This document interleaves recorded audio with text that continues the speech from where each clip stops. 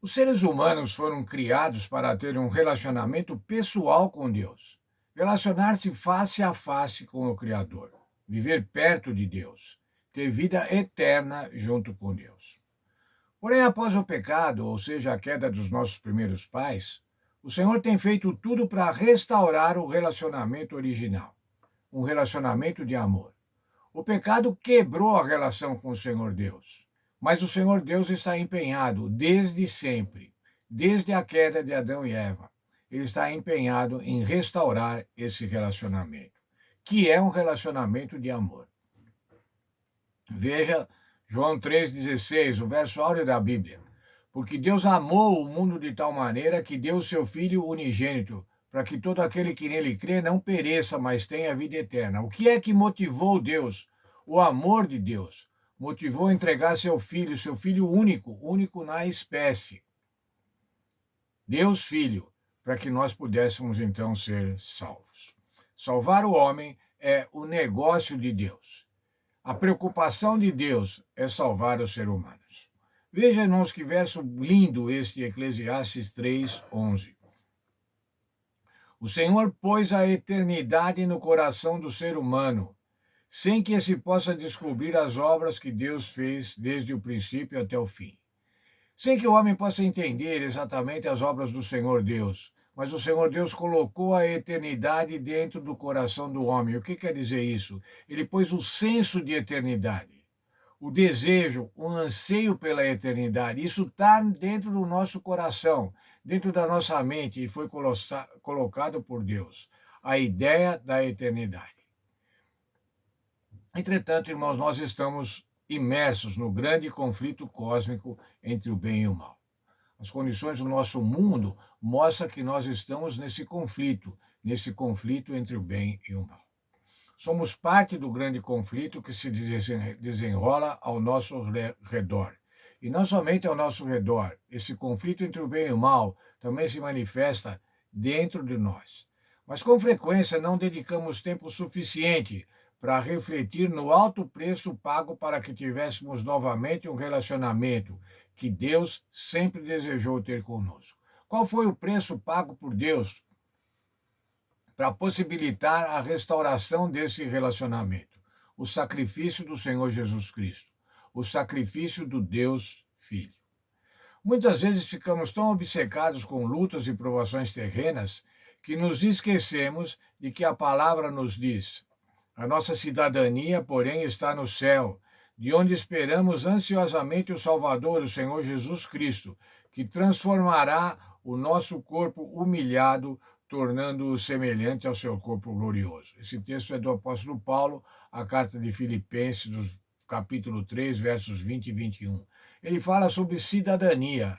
A nossa cidadania está no céu. Nós somos cidadãos brasileiros, irmãos. Alguns dos nossos amigos têm outras cidadanias, dupla cidadania, tripla cidadania, cidadania americana ou a cidadania europeia de algum dos países. Mas o Senhor diz a Bíblia diz, a nossa cidadania está nos céus. Sabe o que é isso, irmão? Significa ser cidadão do céu. Nós somos cidadãos dos céus, a eternidade está no nosso coração. Nós queremos voltar para o céu. Queremos voltar, estar lá no relacionamento com o Senhor Deus. Devemos aguardar ansiosamente a vinda do Senhor Jesus, o nosso Salvador, quando vai estabelecer a nação santa, a terra santa, a nação eterna da qual nós participamos. À medida que o mundo se aproxima do fim, sabemos que um dia uma pequena nuvem surgirá no céu. Quando ela se aproximar, veremos nela alguém semelhante ao Filho do Homem, tendo na cabeça uma coroa de ouro e na mão uma foice afiada. Jesus virá acompanhado por milhões de anjos. Todo olho verá. Ao descer, ouviremos a voz do Senhor, o toque da trombeta de Deus, e os túmulos dos que dormem em Cristo se abrirão. Eles reconhecerão a voz daquele que os chamará. O que vai acontecer quando o Senhor Jesus voltar? Muitos dizem, irmãos, que o Senhor Jesus vai voltar de uma maneira secreta. Vai haver um arrebatamento secreto. Não é isso que a Bíblia diz. Como é que vai ser a vinda do Senhor Jesus? O que a Bíblia diz? Veja 1 Tessalonicenses 4,17. Os mortos em Cristo ressuscitarão, os vivos serão arrebatados e encontrarão com o Senhor nos ares e estarão para sempre com o Senhor. Mais ainda, Filipenses 2, versos 10 e 11. Todo joelho se dobrará ao nome de Jesus. Toda a língua confessará que Jesus Cristo é Senhor, para a glória do Pai. Que verdade extraordinária e maravilhosa! Um dia veremos Jesus de verdade. Ouviremos a sua voz e confessaremos que ele é o Senhor.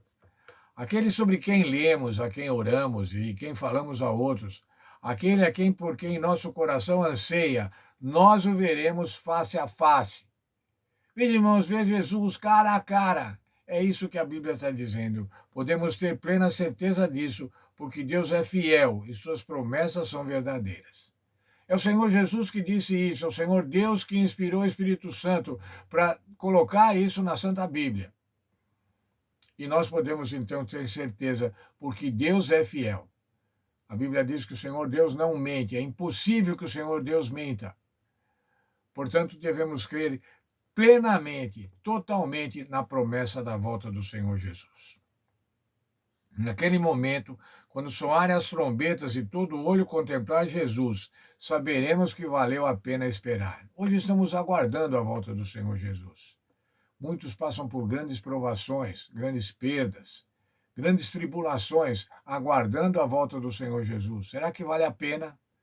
Quando ouvirmos a voz do Senhor Jesus, nós vamos ver que realmente valeu a pena. Cada oração perseverante, cada momento em que priorizamos tempo com Ele, cada vez que falamos com coragem o seu nome, cada aprovação, tudo fará sentido quando contemplarmos o seu rosto. Contemplar o rosto do Senhor Jesus. Veja o texto de Apocalipse, capítulo 22, verso 4. Contemplarão a sua face, e na sua fronte estará o nome dele. Aqueles que vão contemplar a face do Senhor Jesus terão, como a Bíblia diz, o seu nome gravado na testa. O que quer dizer isso? Total concordância com o Senhor. A mente voltada para Cristo.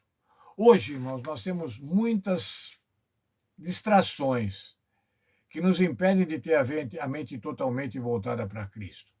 Nós temos o trabalho, nós temos as lutas, a família, nós temos as diversas atividades, as distrações, os esportes, que nos afastam, ou se não nos afastam, nos distraem, fazem com que percamos tempo que podíamos dedicar pensando no Senhor Jesus. Não temos, infelizmente, irmãos, a mente totalmente voltada para o Senhor Jesus, para Deus o Pai. Mas teremos dessa forma, teremos dessa maneira, quando o Senhor Jesus voltar. Veja como diz lá o texto que acabamos de ler, Apocalipse 22, 4.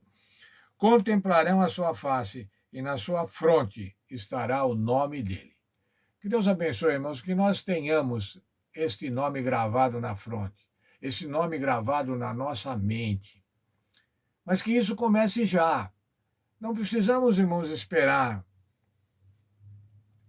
a vida eterna para ter o nome gravado. Podemos começar a vida eterna aqui, nos empenhando, nos aplicando para fazer a vontade de Deus, para ter a vontade de Deus gravada no nosso coração, gravada na nossa mente. Deus abençoe a cada um de nós nesse sentido.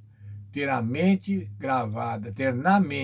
gravada a vontade do Senhor Jesus. Ter a mente voltada para Cristo.